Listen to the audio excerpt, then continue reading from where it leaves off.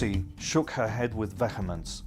I would really like to know what this business is all about. Poor bloke. Which bloke? The black bloke they found on the beach, Roger. Having been mulling it over, I said, blacks always seem to have a tough time of it one way or the other. It's like they're under a curse. Lucy looked at me, surprised. How do you mean? Well, I mean, look at the Negroes in America. If they're not training for the Olympics or playing an instrument, they're cleaning toilets or they're on the dole. They don't have the dole in America. So they have to beg then, Rog, and that's even worse. Lucy adopted a schoolmarmish tone. It's true that Africa's in the most dreadful mess.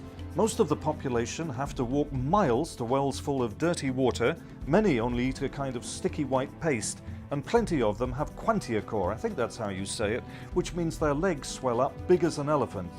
I raised an emphatic index finger.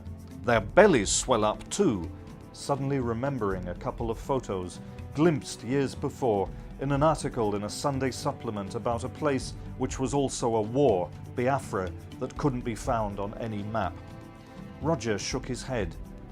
When I don't finish my food, my mother says I should think of the starving Africans, but I can't very well send them my Brussels sprouts, can I? Eileen piped up. The charities give them buckets of aid anyway. Lucy raised her own emphatic index. My geography teacher told us the Chinese have a saying which says that you shouldn't give a hungry man a fish so he can live for a day, but a fishing rod so that he can keep himself alive for years. I thought that was a smart thing to say, but when I repeated it to Dad, he didn't buy it. How do you mean?